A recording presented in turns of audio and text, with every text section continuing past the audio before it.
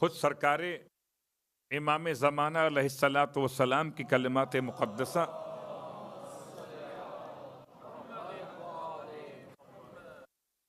جس میں آپ اپنے جد کی مظلومیت کا تعارف کرائیں گے. الا یا اہل العالم،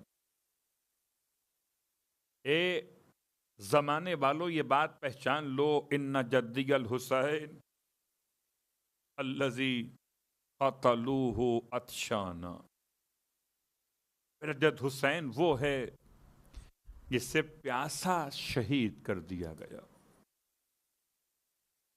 اور یہ جملہ روایات کے اعتبار سے تو اپنے مقام پر ہے، البتہ روزہ سرکار سید الشہداء پر ایام ازاں میں یہ جملے لکھ کر امام کے حرم کے بالکل مرکزی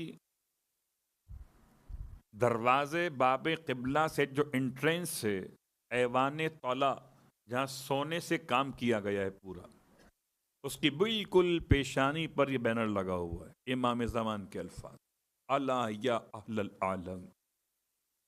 خالی آپ کا خطاب مسلمانوں سے نہیں ہوگا، خالی آپ کا خطاب مومنین سے نہیں ہوگا، اس جملے میں آپ کا خطاب تمام اہل عالم سے ہے. الا یا اہل العالم، آپ کی پہچان، آپ کا تعارف. اور چونکہ زیارت ناحیہ میں 10 محرم کو امام نے اپنے جد کو سلام کیا اور اس سلام کے ساتھ ساتھ اپنے غم کی کیفیت کو بیان کیا. آپ کے دل پہ کیا گزر رہی ہے، ہو سکتا ہے ہم اور آپ محسوس کر سکتے ہوں کہ نہ کر سکتے ہوں، لیکن جو میرا اور آپ کا حال 10 محرم کو ہوتا ہے، زمانے کے امام کا وہ حال ہر روز ہوتا ہے. یعنی امام کے غم کی کیفیت یہ ہے کہ جب تک خون حسین کا انتقام نہ لے لیا جائے، سید سجاد کی طرح پانی کو دیکھ کر بھی روتے ہوں گے، سید سجاد کی طرح بازار کو دیکھ کر بھی روتے ہوں گے، اور بار بار اپنے ذوالفقار کے دستے پر ہاتھ رکھ کے خدا سے دعا کرتے ہو کہ پروردگار مجھے اذن ظہور دے. سوچیے ایک لمحے کے لیے، آج کے دور میں جب کوئی یزید کی حمایت کرتا ہے تو ہمیں اور آپ کو کیسا محسوس ہوتا ہے؟ جب کوئی آج بیٹھ کر کسی ٹی وی پروگرام پر یا سوشل میڈیا پر یزید کی حمایت کرتا ہے تو آپ کو تکلیف کیوں ہوتی؟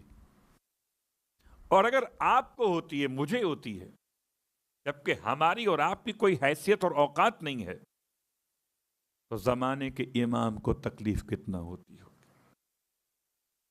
آئیے امام کے مرثیے کے الفاظ کل آپ کی خدمت میں وہاں تک پہنچے کہ جہاں حضرت یونس کی شخصیت کا بیان تھا.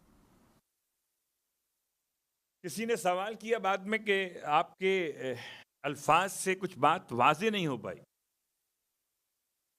کہ حضرت یونس علیہ السلام کا ترک اولا کیا تھا.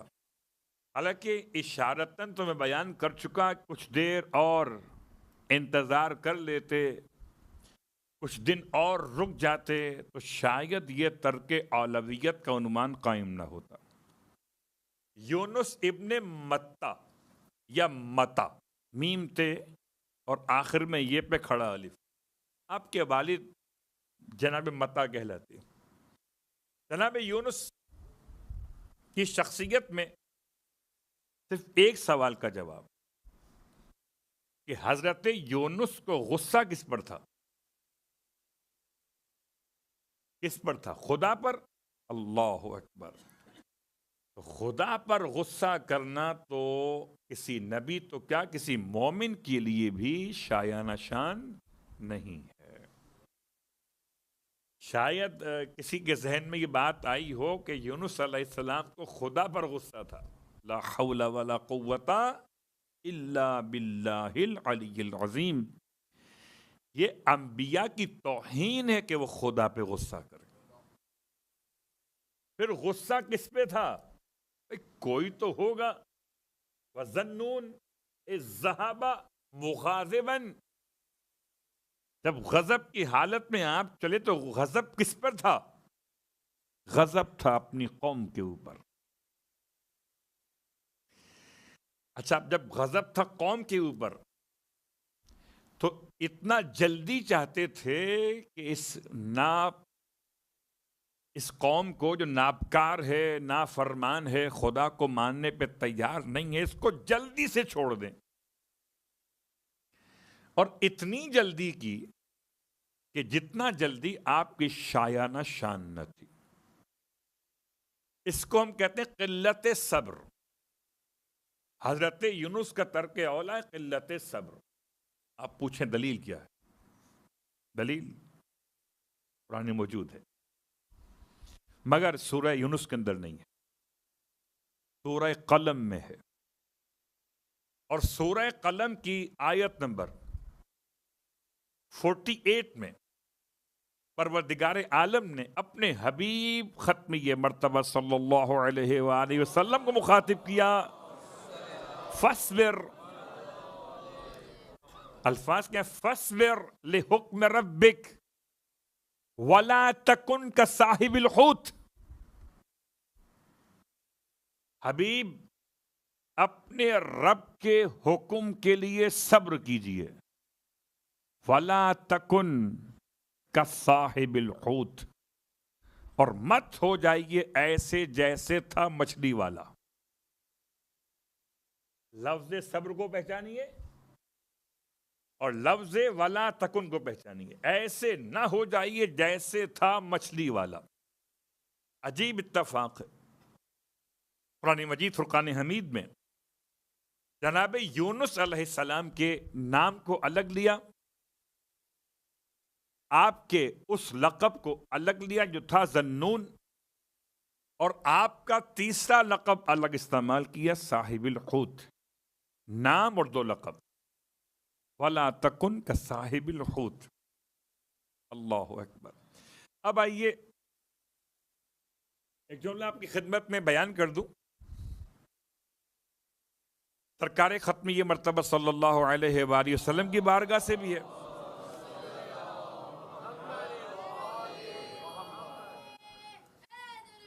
یا علی. اور یہی جملہ تقریباً ذرا سے الفاظ کے اختلاف کے ساتھ امام جعفر صادق علیہ السلام سے بھی ہے. اللہم صلی اللہ علیہ وسلم. اب چاہے اس کو حرص کے طور پہ پہچانیے. حرص کا مطلب تحفظ کی دعا، حفاظت کی دعا. یا حیو یا قیوم برحمتک استغیث اغثنی ولا تکلنی الی نفسی طرفت عین ابدا. حرز شہزادی کونین بھی یہ ہے، اللہ کے رسول کی دعا بھی یہ ہے، چھٹے امام کا پیغام بھی یہ ہے، اور میری اور آپ کی پہچان بھی یہ ہے کہ اپنے آپ کو ہمیشہ خدا کی ولایت میں رکھیں. اور جب خدا کی ولایت میں رہیں گے تو محفوظ رہیں گے، ورنہ لغزشیں ہونے کا امکان بڑھ جائے گا. بہت غور کیجیے گا. غالباً میں نے کل یا پرسوں اشارہ کیا آپ کے ترک اولا پر. تو ترک اولا سے بچنے کا راستہ یہ ہے کہ انسان اپنے آپ کو خدا کی ولایت میں رکھے.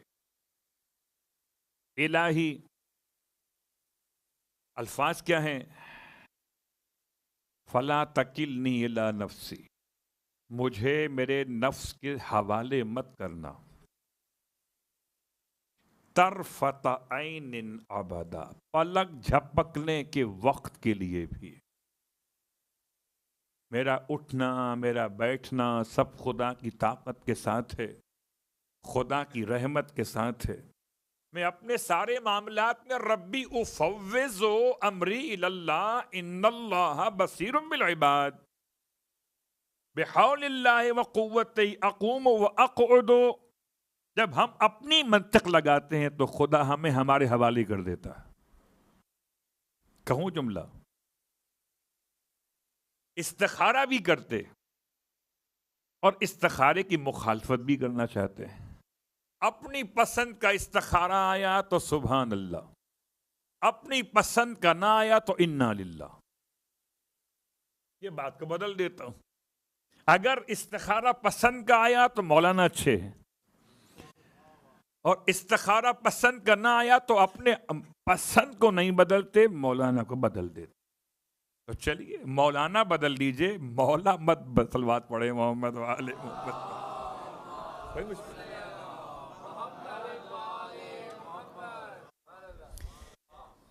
تو ہم اور آپ نہیں جانتے، خدا جانتا ہے.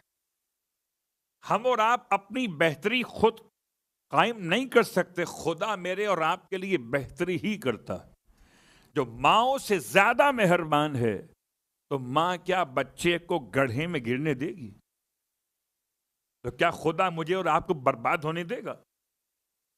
لیکن کب تک؟ جب تک ہم خدا کی ولایت میں رہیں گے. ارشاد فرماتے ہیں امام کہ حضرت یونس علیہ السلام کے ترک اولا کی وجہ سے ایک لحظے کے لیے خدا کی ولایت سے الگ ہوئے، اور یہ قلت صبر کا مرحلہ پہنچا. اللہ اکبر. اب آئیے اس دعا کے ساتھ جناب یونس علیہ السلام کی شخصیت میں قلت صبر کا مسئلہ، اور کیا کمال ہے سرکار سید الشہداء کے مقام صبر کا. عجبت من صبر کا ملائکۃ السماوات. ابا عبداللہ، آپ کے صبر کو دیکھ کر تو ملائکہ آسمان کے حیران تھے. ایسا بھی صبر ہو سکتا؟ اللہ اکبر. یعنی ایک کے بعد ایک امتحان شدید تر ہوتے گئے، اور آپ نے مقام صبر میں وہ مقام حاصل کیا جس کی بہن کو صبر کا پہاڑ کہا جائے، جس کے بیٹے کو صابرین کا سردار کہا جائے. اس امام کے اپنے صبر کا مقام کیا ہوگا؟ قلت صبر ترک اولا ہے انبیاء کے لیے. اللہ اکبر. اب آئیے پروردگار عالم نے حضرت یونس علیہ السلام کی قوم کی تعریف کر دی، اور میں اس لیے اس آیت کو دیکھ کے پڑھ رہا ہوں کہ عام طور پہ یہ آیت نہیں پڑھی جاتی جناب یونس کے واقعات میں. سورہ یونس کے اندر ہے، آیت نمبر 98 ہے سورہ یونس میں. فَلَوْلَا كَانَتْ قَرْيَةٌ آمَنَتْ فَنَفَعَهَا إِيمَانُهَا. کیا کوئی ایسی بستی بھی ہے کہ جو بر وقت ایمان لے آئی ہو؟ خدا نے مثال کے طور پر اس بستی کا تذکرہ کیا. فَلَوْلَا كَانَتْ قَرْيَةٌ آمَنَتْ فَنَفَعَهَا إِيمَانُهَا إِلَّا قَوْمَ یونس. کوئی ایسی بستی نہیں ہے کہ جس کو اس کے ایمان نے بر وقت فائدہ پہنچایا ہو سوائے قوم یونس کے. اللہ اکبر.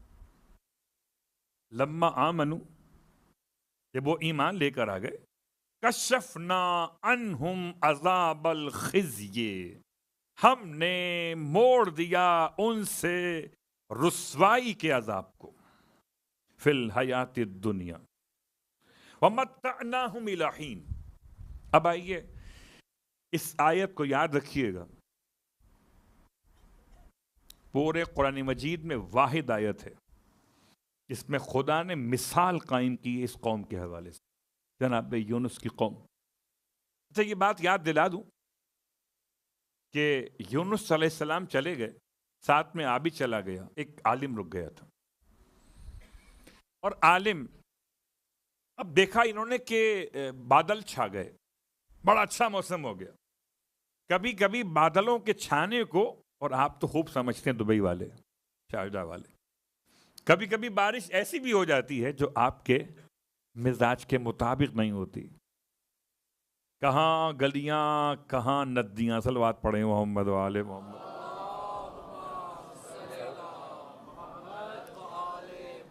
یہ پھر بھی رحمت ہے. قوم یونس کے لیے جب آثار عذاب کے دکھائی دیے، اس عالم نے پھر کہا کہ دیکھو یہ رحمت نہیں ہے، نبی ناراض ہو کے چلے گئے، اب تو سدھر جاؤ، اب تو اللہ کی ذات پر ایمان لے آؤ۔ عالم کی بات کا اثر ہوا، عالم کی بات کا اثر ہوا۔ کہتے ہیں نا وہ آخری وقت میں شاید کوئی بات اثر کر جائے، تو اثر کر گئی۔ اسی لیے انسان کو آخری وقت میں تلقین بھی کرائی جاتی، اثر کر گئی۔ اور قوم نے عالم کے کہنے پر تمام لوگ باہر نکل آئے، مردوں کو عورتوں سے الگ کیا، عورتوں کو بچوں سے الگ کیا، اپنے حیوانات کو جمع کیا، حیوانات کے بچوں کو ان کی ماؤں سے الگ کیا، اور سب کے سب میدان میں روتے ہوئے خدا کی بارگاہ میں آ گئے۔ اس کیفیت کو قرآن کہتا ہے بر وقت ایمان لائے۔ ادھر عذاب کھڑا تھا، ادھر ایمان لے کر آ گئے، اور خدا نے ان کے ایمان کو ایکسپٹ کر لیا، اور ایکسپٹ کر کے عذاب کو ہٹا دیا۔ عذاب جا گرا ان کے سامنے پہاڑوں کی طرف، قوم محفوظ رہ گئی۔ تو کیا اب قوم نے نبی کا مذاق اڑایا؟ جواب دی نہیں۔ جب ایمان لے کر آ گئے، مومن مذاق نہیں اڑاتے، مومن تو سر تسلیم خم کرتے ہیں۔ نبی کہاں پر رہے؟ مچھلی کے پیٹ سے نکلے تو کدو کی بیل کے ساتھ رہے، اتنے کمزور ہو گئے تھے کہ آپ نہ اٹھ سکتے تھے نہ چل سکتے تھے، بالکل جیسے نیو بورن بیبی ہوا کرتا ہے ایسے آپ ہو چکے تھے۔ تو کدو کا سبزی کا عنوان تھا، اسے آپ نوش کرتے تھے، اس کے پتوں پہ آپ لیٹتے تھے، اس کے پتے آپ کے اوپر رہتے تھے۔ جب ٹھیک ہو گئے تو قوم میں واپس آ گئے، اور آپ نے قوم میں زندگی گزاری ہے۔ لیکن امام زمانہ علیہ السلام نے سلام کیوں کیا؟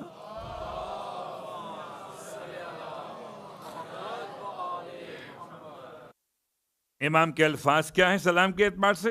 ارشاد فرماتے ہیں السلام علی یونس الذی انجز اللہ لہ مضمون عدتے۔ سلام ہو اس یونس پر اللہ نے جن سے کیا ہوا وعدہ پورا کیا، اور ٹائم پیریڈ کے اعتبار سے اللہ نے تو وعدہ پورا کیا، مگر حضرت یونس نے ذرا سی جلدی کر دی۔ ارے تھوڑا سا اگر اور رک جاتے، جیسے ہم کہتے ہیں نا بھائی ذرا سا چائے اور پکا لیتے تو اور عمدہ ہو جاتی۔ چائے تو ہے مگر عمدہ نہیں ہے۔ تو حضرت یونس نبی بھی ہیں، معصوم بھی ہیں، ذرا اور رک جاتے تو ترک اولا ہی نہ ہوتا۔ السلام علی عزیر۔ اب میں نے کل آپ کی خدمت میں بات کہی تھی انبیاء کے حوالے سے، پورے قرآن مجید میں اب سب آپ کو یاد ہو چکا 25 انبیاء کے نام ہیں۔ 25 انبیاء کے نام کے ساتھ ایک نام اور بھی ہے، اس سے کاؤنٹ کیوں نہیں کرتے؟ اس لیے نہیں کرتے کہ انبیاء کے 18 نام ایک ساتھ ہیں، 18 انبیاء کے نام ایک ساتھ۔ سورہ انعام کے اندر آیت نمبر 82، 83، 84، 85، 86، اب جا کے پڑھیے گا سورہ انعام۔ ان آیتوں میں 18 انبیاء کے نام ہیں، یہ واحد مقام قرآن مجید کے اندر ہے۔ باقی جو 7 انبیاء ہیں ان کے نام الگ الگ ہیں۔ پورے قرآن میں 6 سورے ایسے ہیں جو انبیاء کے نام سے شروع ہوتے ہیں، ان کے نام انبیاء کے نام کے اوپر، ان کے نام انبیاء کے نام کے اوپر شروع نہیں ہوتے، نام ان کے 6 سورے ایسے۔ اس میں وہ نام ہے کون سا؟ اس کو ہم ڈھونڈ رہے تھے، وہ عزیر۔ حضرت عزیر کا نام قرآن مجید میں ہے مگر انبیاء کی فہرست میں نہیں ہے۔ کیوں نہیں؟ حالانکہ دو مقامات پر آپ کا ذکر موجود ہے، ایک مقام پر نام اور ایک مقام پر آپ کا واقعہ۔ آپ کا نام سورہ توبہ کے اندر ہے، آیت نمبر 30 کے اندر، قالت الیہود عزیر ابن اللہ، یہود کہتے تھے عزیر اللہ کے بیٹے ہیں۔ سورہ بقرہ آیت 259، الفاظ کیا مالک کے، وہ پورا واقعہ، اَوَ كَالَّذِي مَرَّ عَلَىٰ قَرْيَةٍ وَهِيَ خَاوِيَةٌ عَلَىٰ عُرُوشِهَا، یاد کرو اس وقت کو جب وہ گزر رہا تھا ایک بستی کے پاس سے، دیکھا اس نے کہ بستی کی چھت بستی والوں کے اوپر گر پڑی، وَهِيَ خَاوِيَةٌ عَلَىٰ عُرُوشِهَا، سب کے سب مر گئے۔ قال ان هذه يحيي الله بعد موتها، اب اللہ انہیں مرنے کے بعد زندہ کیسے کرے گا؟ پھر خدا نے آپ کو سلا دیا، وہ سوئے وہاں پر، آپ سوئے یہاں پر، صلوات پڑھے محمد وعلى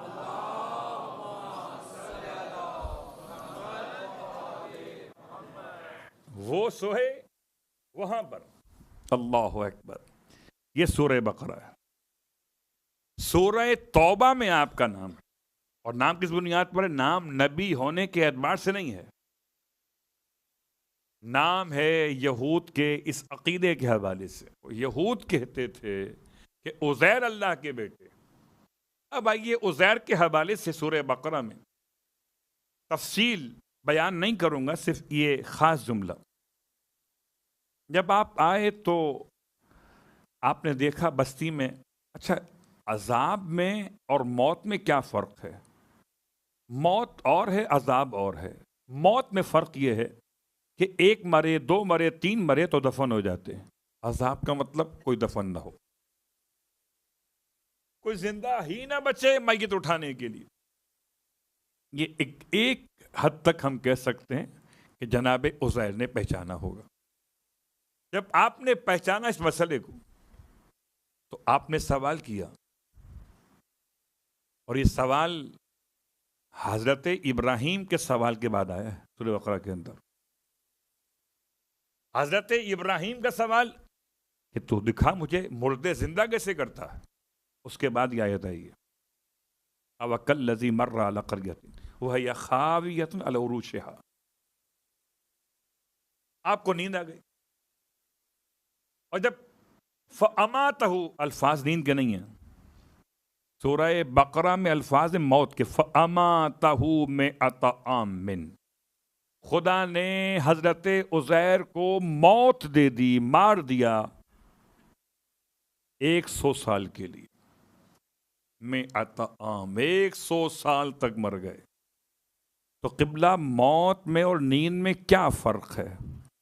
کوئی فرق نہیں ہے، کوئی فرق نہیں۔ ایک فرق ہے کہ نیند مختصر موت ہے اور موت طویل نیند ہے۔ اس لیے کہتے ہیں جاگنا ہے جاگ لے افلاک کے سائے تلے، حشر تک سویا کرے گا خاک کے سائے تلے۔ بات واضح؟ تو نیند اور موت کا فرق کیا؟ تو حضرت عزیر کو موت آئی کہ نیند آئی؟ الفاظ موت کے۔ پھر جب پروردگار نے ثم بعثہ، جب آپ کو اٹھایا، مبعوث کیا، تو فرشتہ شکل بشر میں آیا۔ اچھا جب آپ یہاں آئے تھے تو سواری آپ کے ساتھ تھی، سواری میں آپ کا حیوان تھا، اس پہ آپ بیٹھے ہوئے تھے، سواری آپ کا حیوان، اور آپ کے ساتھ آپ کے کھانے کا سامان تھا، روٹی اور انگور۔ اس میں اختلاف ہے، کچھ اور بھی ہو سکتا کہ انگور تھے کہ کھجور تھے کہ کسی فروٹ کے جوس وغیرہ تھے، کیا تھے، لیکن تھا کھانے کا سامان روٹی کے ساتھ۔ جب 100 سال تک آپ آیت کے لحاظ سے مرنے کے بعد اٹھائے گئے، ابھی جملہ سمجھ میں آ جائے تو عقیدہ رجعت سمجھ میں آ جائے گا۔ خدا بتا رہا ہے بار بار کہ وہ سلاتا بھی ہے اٹھاتا بھی ہے۔ مسلمان تجھے ہوا کیا ہے، پھر بھی کہتا ہے نماز نیند سے بہتر ہے۔ وہ سلاتا بھی ہے اٹھاتا بھی ہے. تو اٹھاتا مؤذن نہیں ہے, اٹھاتا صرف پروردگار ہے. ویسا نہ ہو گھر میں جھگڑا کیجئے بیگم نے اٹھایا. صلوات پڑھیں محمد وآلہ محمد.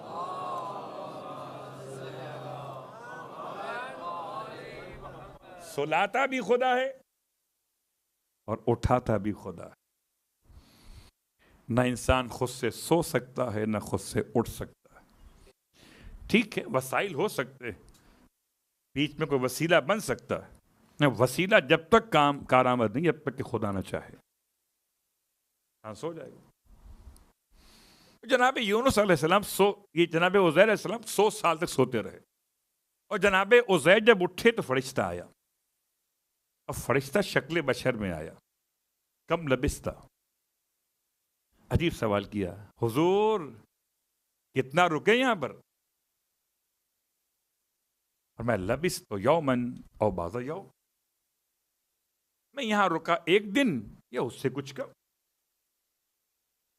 فرشتے نے کہا بل لبست مئۃ عام, آپ تو یہاں 100 سال رکے. 100 سال. فانظر الی حمارک, دیکھو اپنے حیوان کو. وانظر الی طعامک, اور دیکھو اپنے کھانے کو. کھانا لم یتسنى, کھانا خراب نہیں ہوا. 100 سال تک رہا کھانا مگر خراب نہیں ہوا. اور جو ساتھ میں آپ کے حیوان تھا اس کی ہڈیاں تک اس موت کے کیفیت میں بالکل بوسیدہ ہو کر مٹی پر گر پڑی تھی. اسٹرکچر اس کی باڈی کا بالکل گراؤنڈ لیول مل گیا تھا, ختم ہو گیا تھا. پھر آپ نے دیکھا کہ اس کے ہڈیوں کے برادے کے ذرات اڑنا شروع ہوئے اور جڑنا شروع ہوئے, ہڈیاں بننا شروع ہوئی. اسٹرکچر پہلا بنا تو جسم کی ہڈیاں بنی, اس کی ہڈیوں کے بعد پھر کھال, پھر گوشت, پھر اندر کے تمام آرگنز تمام تیار ہوا آپ کی آنکھوں کے سامنے. آپ کا سوال کیا تھا؟ زندہ کیسے کرے گا ان کو جن پر ان کی چھت گر پڑی ہے, مر چکی. تو حضرت عزیر کے سامنے پروردگار عالم نہیں دکھایا. عجیب بات یہ ہے کہ آپ سوتے رہے, کھانا تازہ رہا, گدھا چلا گیا.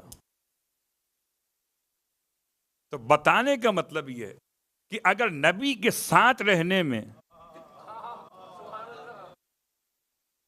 اگر نبی کے ساتھ رہنے میں ایسا ہی ہوتا جیسے نبی کے ساتھ ہوا تو کبھی گدھا ختم نہ ہوتا. بتانا یہ تھا گدھا گدھا ہے اور نبی نبی ہے. ساتھ رہنے سے جنس تبدیل. صلوات پڑھے محمد وآلہ محمد.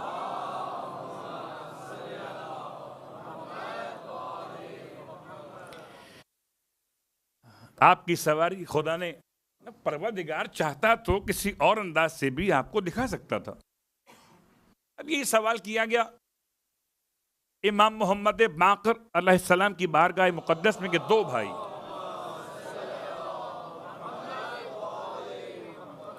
یہ 2 بھائی جو ساتھ پیدا ہوئے تھے, وہ کون سے 2 بھائی؟ یہ علماء یہود کا سوال ہے. 2 بھائی ساتھ پیدا ہوئے تھے اور ساتھ انتقال کیا. اتفاق ہے, جوڑواں پیدا ہوئے تھے توام, اور انتقال بھی اتفاق سے ایک ہی دن میں ہوا, مگر موت کے وقت دونوں کی عمر میں فرق تھا. ایک کی 50 سال تھی, ایک کی 150 سال تھی. 50 سال اور 150 سال. سوال کس کا ہے؟ یہودی عالم کا. سوال کس سے؟ معصوم سے. آپ فرمائیں دونوں بھائی, ایک کا نام تھا عزیز یا عزرا, ایک کا نام تھا عزیر. عزیز اور عزیر یا عزرا اور عزیر, یہ 2 بھائی گزرے ہیں تاریخ میں. یہ دونوں ایک ساتھ پیدا ہوئے، یعنی جوڑواں پیدا ہوئے تمام، اور 30 سال تک دونوں بھائی ساتھ رہے۔ جب 30 سال کے تھے جناب عزیر تو یہ واقعہ پیش آیا، اور جب اپنے بھائی کے پاس پلٹ کے واپس پہنچے تو 20 سال ساتھ میں اور رہے۔ عجیب بات ہے، اور رکے رہیے گا، ان میں سے بڑا کون تھا؟ 150 سال کس کے تھے اور 50 کس کے تھے؟ 50 سال کی عمر کس کی تھی؟ 150 کس کی تھی؟ 150 تھی اس کی، اس کا نام تھا عزیز یا عزرا، 50 تھی ان کی، یعنی 100 سال رہے موت کی حالت میں اور عمر کے حوالے سے زیرو۔ جیسے 30 سال کے جوان سوئے تھے ویسے 30 سال کے جوان اٹھے جو خدا عزیر کو اٹھائے 100 سال سلا کر 30 سال کی جوانی میں، وہ خدا پردے غیب سے نکالے امام زمان کو 40 سال کی جوانی میں۔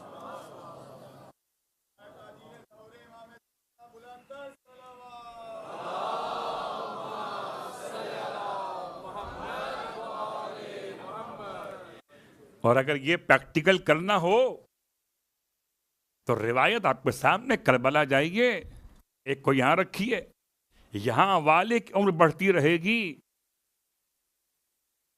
اور وہاں والے کی عمر میں کمی نہیں ہوگی۔ تو زندگی گھٹائے وہ زمانہ، زندگی بچائے وہ امام زمانہ۔ زمانے میں زندگی گھٹتی ہے اور امام زمان کے ساتھ زندگی گھٹتی نہیں ہے، مائنس کچھ ہوتا ہی نہیں ہے، جو ہوتا ہے پلس ہوتا ہے۔ نہ سوچ مائنس ہوتی ہے نہ فکر مائنس ہوتی ہے، ہر ایک پازیٹیو ہے، سوچ بھی اور فکر بھی امام کے ساتھ۔ تو بات سے بات کہاں نکل گئی؟ نکلی اس لیے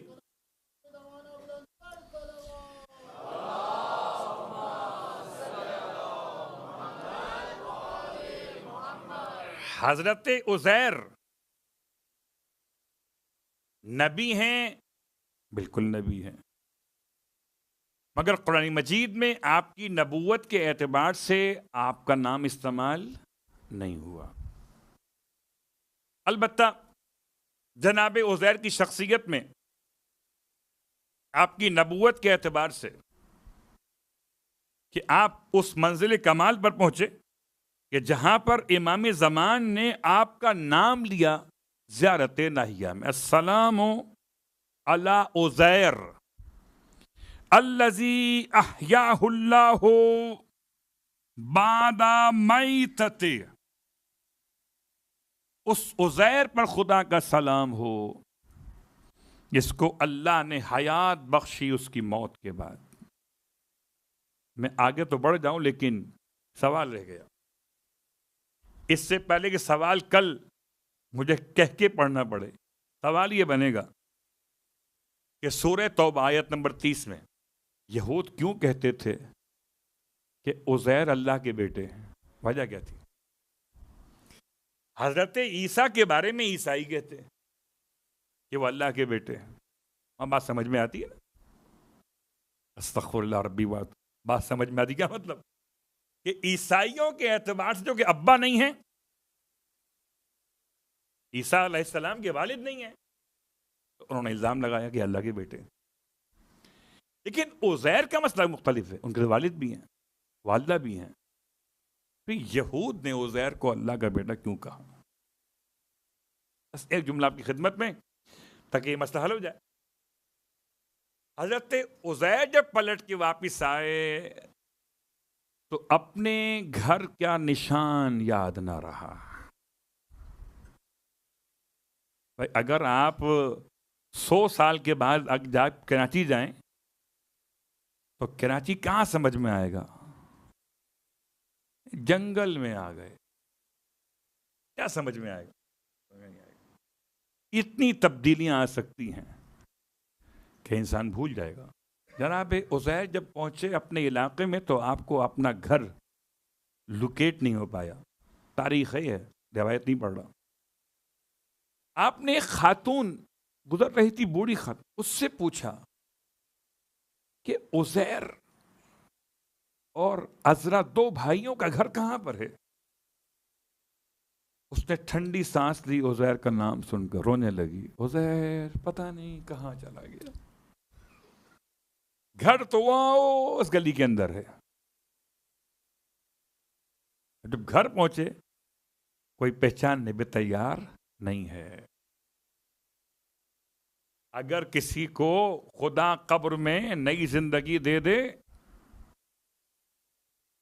اور یہ اندر کفن سے نکل کر واپس اپنے گھر پہنچ جائے تو جو قرآن پڑھنے والے ہوں سب نکل کے بھاگ جائیں گے. جناب عزیر تو 100 سال کے بعد آئے تھے.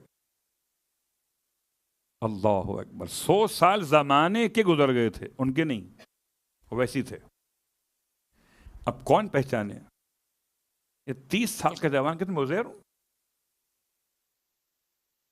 تو یہودی علماء نے ان سے مطالبہ کیا تھا کہ آپ سنائیں کتاب خدا مزامیر داؤد. جب آپ نے کتاب پڑھنا شروع کی تو کتاب کے وہ حصے پڑھے جو یہودی علماء کے لحاظ سے ان کو بھی صحیح یاد نہ تھے. جیسے خدا نے زبور نازل کی تھی ویسے عزیر نے پڑھنا شروع کی تو کہنے لگے یہ تو خدا کا بیٹا ہے، وہیں سے سیکھ کر آیا ہے. یہ تھا الزام. بات واضح ہو گئی. اب آئیے آگے بڑھ جاتے ہیں. السلام علی زکریا الصابر فی محنته. سلام ہو زکریا پر. کون زکریا؟ اللہ کی عظیم پیغمبر. زکریا کی نبوت، آپ کی رسالت، آپ کی منصب ہدایت پر فائز ہونے کی کیفیت بہت مشہور ہے. زکریا قرآن میں آپ کا نام بھی ہے. زکریا کے نام کا ترجمہ کیا ہے؟ زخر یح وہو، دو لفظ الگ الگ ہیں، ان کو ملا کے بنا ہے ذاکر اللہ. زخر کہتے ہیں ذکر کو، یہوا نکلتا ہے یا کی طرف، یا سے مراد خدا ہے. یہاں پر ترجمہ بنا وہ جو خدا کو بہت یاد کرتا ہے اسے زکریا کہتے ہیں. حضرت یحییٰ کے والد. جناب زکریا کے سارے حالات، سارے واقعات پڑھنے کے لیے الگ پورا وقت چاہیے. صرف یہاں آپ کے لیے استعمال الصابر فی محنته، اس کو دیکھتے ہوئے جناب زکریا کے حوالے سے لفظ محراب آیا. لفظ محراب کا مطلب ایک ہماری محراب ہے، مسجدوں میں امام جماعت کے کھڑے ہونے کی جگہ محراب کہی جاتی ہے. اور اسے بعض نادان دوستوں نے سمجھا کہ شاید لفظ حرف سے نکلا محراب، تو کہا کہ مسجد محراب یعنی مقام جنگ، حرب. لا حول ولا قوت. مسجد تو امن کی علامت ہے، نہ کہ جنگ کی علامت ہے. محراب کے معنی کیا ہے؟ محراب کے معنی ایسی جگہ کہ جہاں عبادت کرنے والے کی عبادت میں گزرنے والے خلل نہ ڈال سکیں. برادران اہل سنت کے یہاں جب کوئی نماز پڑھ رہا ہوتا ہے تو اس کے آگے کوئی چیز رکھ دیتے ہیں تاکہ کوئی سامنے سے گزرے اگر تو اس گزرنے والے اور نماز پڑھنے والے کے بیچ میں ایک فاصلہ ہو جائے. ایسے ہی اس کو محراب کہہ سکتے ہیں آپ. محراب کا مطلب جگہ ایسی کور کر دی جائے کہ اگر کوئی گزرے تو دیوار کے وہاں سے گزرے گا، اندر نماز پڑھنے والے کی نماز متاثر نہیں ہو. اب یہ الگ بات ہے کہ ایک کمرہ تھا. یہ کمرہ کہاں تھا؟ بیت المقدس میں. اور بیت المقدس میں محراب کی جگہ کمرہ بنا ہوا ہے. اس میں جناب مریم کو رکھا جناب زکریا نے، کیونکہ آپ کا فیل بنے تھے، آپ خدمت گزار تھے، قاری کتاب خدا تھے، بیت المقدس میں خدمات کو انجام دیا کرتے تھے، یوں کہوں میں آج کی زبان میں ٹرسٹی تھے، حالانکہ بڑا مشکل لفظ ہے یہ آج کے دور میں کیا جملہ استعمال کروں، خدا محفوظ رکھے، سب برابر نہیں ہیں، لیکن بڑا مشکل لفظ ہے کہ جب کوئی انسان کسی منصب پر آ جائے تو پھر بہت سے امتحانات میں پڑ جاتا ہے۔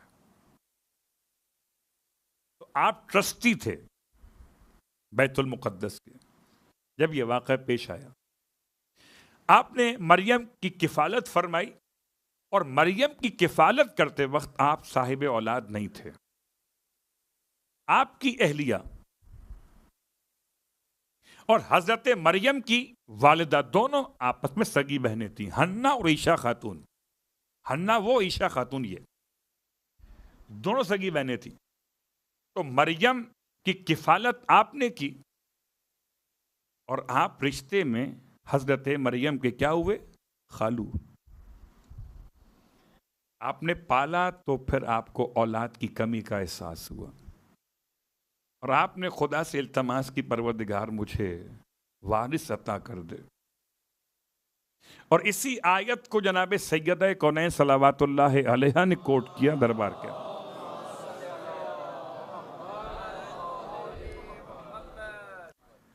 ربی حب لی من لدنک ذریۃ طیبہ یرثنی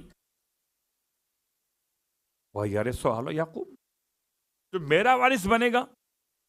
تو اگر انبیاء وارث نہیں بناتے تو یہ دعا کیوں تھی؟ پھر جناب زکریا کی دعا خدا نے قبول کی، اور آپ کو بیٹا عطا کیا یحییٰ، وہ بعد میں آتا ہے۔ حضرت یحییٰ کے معاملے میں حضرت زکریا نے صبر کا امتحان دیا، یعنی باپ کے سامنے بیٹے کو ذبح کرنے کے لیے کھینچ کے لے جایا گیا۔ لفظ کیا ہے؟ السلام علی زکریا الصابر فی محنتے۔ جب اس کی تفصیل میں جائیے تو حضرت زکریا کا امتحان کیا تھا؟ آپ کی شہادت بعد میں ہوئی، اور کیسے ہوئی وہ الگ موضوع ہے، کہ حضرت مریم جب جناب عیسیٰ سے وہ ماں بننے والی کیفیت سے گزری تو آپ پہ الزام لگا کہ زکریا نے حضرت مریم کی عصمت کے اعتبار سے غلط کام کیا ہے، اور اس الزام کو بنیاد بنا کر حضرت زکریا کو شہید کیا گیا۔ کہتے ہیں کہ آپ نے پناہ طلب کی کسی درخت کے اندر چھپ جانے کی، اس درخت کو درمیان سے کاٹ دیا گیا، اور آپ کا آدھا بدن نیچے اور آدھا اوپر، مگر یہ آپ کی شہادت جناب یحییٰ کی شہادت کے بعد ہے، یعنی بوڑھے باپ کے سامنے اس کے بیٹے کو کھینچ کے لے گئے۔ جناب یحییٰ کے حالات کل پڑھیں گے انشاءاللہ، آج کی حد تک بات کو یہاں روکتا ہوں۔ محنت کا مطلب کیا ہے؟ محنت کہتے ہیں امتحان کو۔ آپ نے اس امتحان میں صبر کا مظاہرہ کیا، نہ روئے، نہ چلائے، نہ فریاد کی، واہ غربتا۔ اے زکریا، آپ کا ایک یحییٰ گیا، حسین کا بھرا گھر چلا گیا۔ اے زکریا، آپ نے اپنے بیٹے کے سر کو کٹتے ہوئے نہیں دیکھا، ہائے حسین۔ مولا کربلا میں کون کون سے امتحان دے رہے تھے؟ دل چاہتا ہے کہ آج آپ کی خدمت میں ایک ایسے یتیم کے مصائب پڑھ دوں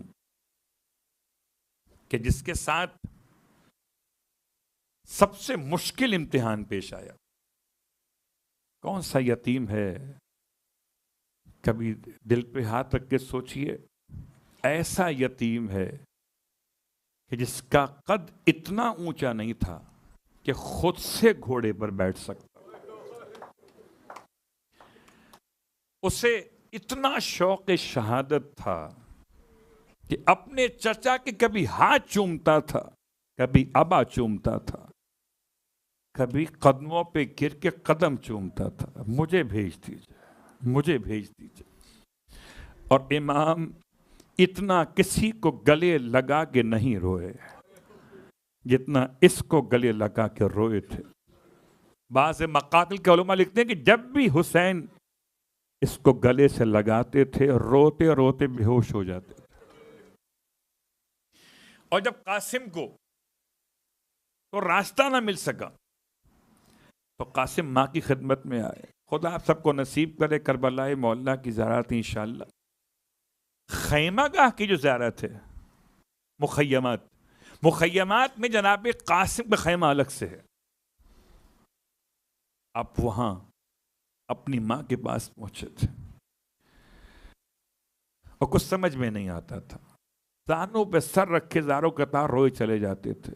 ماں نے چادر سر پہ لی، امام کی خدمت کی طرف چلی۔ جیسے ہی جناب ام فروہ باہر آئیں خیمے سے مولا حسین کی خدمت میں جانے کے لیے، مولا حسین کے پاس مولا عباس موجود تھے۔ آپ نے فرمایا بھائی عباس، یہ آپ کے ہوتے ہوئے کوئی بی بی باہر کیسے آ گئی ہے؟ عباس دوڑ کے قریب آئے، جب شخصیت کو پہچانا تو روتے ہوئے امام کے پاس آئے، مولا آپ کی بھاوا جا رہی۔ امام کھڑے ہو گئے، فرماتی ہیں جناب ام فروہ سلام کے بعد، آقا اتنا بتا دیجئے کیا بیواؤں کا فدیہ قبول نہیں ہوگا؟ اگر میرا والد زندہ ہوتا نا تو مجھے آپ سے بات کرنے کی زحمت نہیں ہوتی۔ آپ نے گریہ کیا، خدا آپ کو کوئی غم نہ دے۔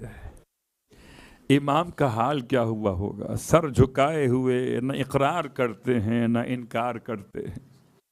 بچہ زانوؤں پہ سر رکھے ہوئے خیمے کے اندر روتے روتے خیال آیا، اچانک ہاتھ لگا تعویذ پر، بس تعویذ کو محسوس کیا، امام کی خدمت میں آ گیا۔ اب تو چچا مجھے بھیجیے گا نا، یہ بابا کی تحریر ہے۔ حسین نے حسن کی تحریر کو دیکھا، ایک مرتبہ رخ کیا مدینے کا، السلام علیکہ یا ابا محمد، میرے بھائی حسن مجتبیٰ۔ اس حالت میں بھی بھائی کا اتنا خیال رہا، رونے والوں۔ لکھا کیا تھا خط میں؟ یہ خط ہے، وصیت ہے، تعویذ ہے، جو نام دیں اس کو آپ۔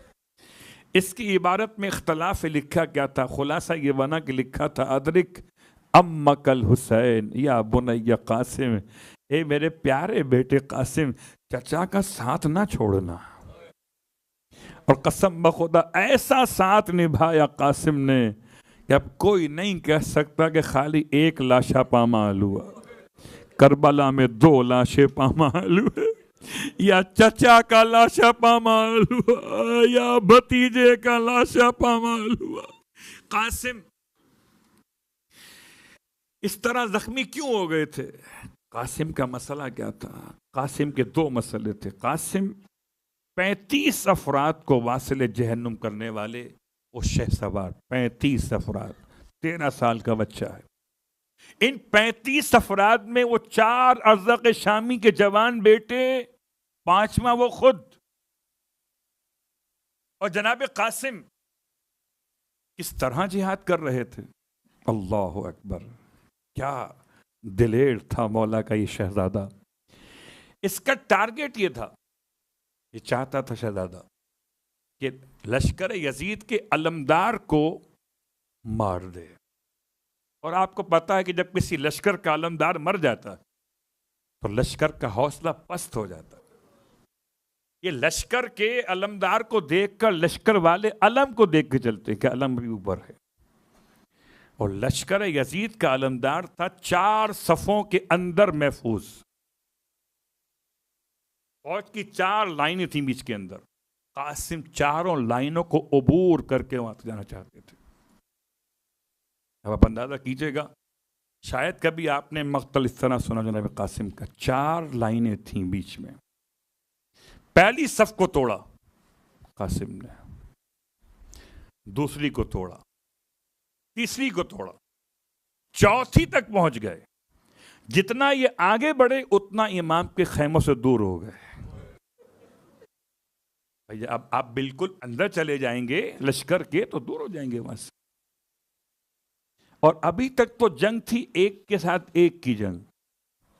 جب یہ اتنا اندر آ گیا شہزادہ تو پسر سعد نے چلا کے کہا اب مل کے مارو اسے.